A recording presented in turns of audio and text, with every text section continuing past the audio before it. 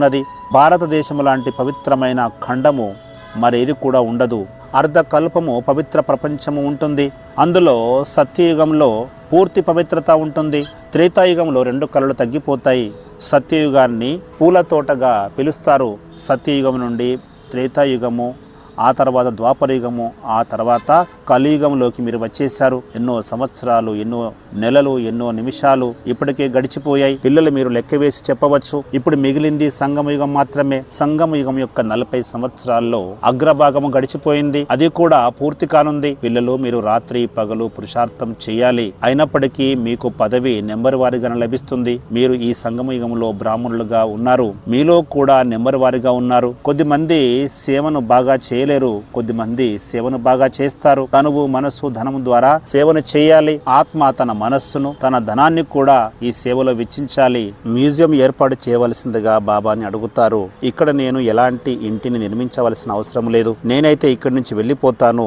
ఇక్కడ బ్రహ్మబాబా కూడా ఇల్లును నిర్మించవలసిన అవసరం లేదు. అదే విధంగా దానిపైన మమకారాన్ని ఉంచుకోవలసిన అవసరం లేదు. మమకారాన్ని వెంటనే తొలగించుకోవాలి. తండ్రిని అనుసరించవలసిన బాధ్యత పిల్లలపైన ఉన్నది. ఇక్కడ ఏది కూడా మిగిలి ఉండదు. అందువల్ల పిల్లలు సేవ ద్వారా తమ యొక్క పుణ్యఖాతను జమ చేసుకుంటూ ఉంటారు. మేము కొత్త ప్రపంచం కొరకు జమ చేసుకుంటున్నాము అని శివ్ బాబాకు తెలియచేస్తారు. ఇది మృత్యులోకము, పాపాత్మల యొక్క ప్రపంచము. ఇక్కడ ఏది చేసినా కూడా దానికి ఫలితం లభిస్తూ ఉంటుంది.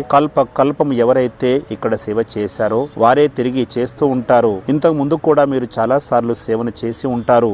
ఢిల్లీలో కూడా మ్యూజియం ఏర్పాటు చేస్తున్నారు. అందరూ కలిసి సేవను పెంచుతున్నారు. మీరు అడుగు ముందుకు వేసినట్లయితే శివబాబా తన సహకారాన్ని అందిస్తారు. సేవ నిమిత్తం మీరు శివబాబాకు ఇస్తారు. శివబాబా తిరిగి ఆ ధనాన్ని మీకే ఇచ్చేస్తారు. పిల్లలు ధైర్యాన్ని వహించాలి, కష్టపడాలి. ఆ తర్వాత తండ్రి నుంచి సహాయాన్ని కోరాలి. ఎంతో సేవను చేస్తున్నారు. సేవ ద్వారానే వీరు గౌరవంగా పాస్ అవుతారా కారా అన్నది నిర్ధారించడం జరుగుతుంది. కొద్దిమంది ఎందుకు పనికిరాని వారుగా ఉన్నారు. ఎన్నో దెబ్బలు తిని చాలా చిన్న పదవిని పొందుతారు. గౌరవంగా పాస్ అయ్యేవారు ఎలాంటి శిక్షలు అనుభవించరు. తమని తాము చూసుకోవాలి.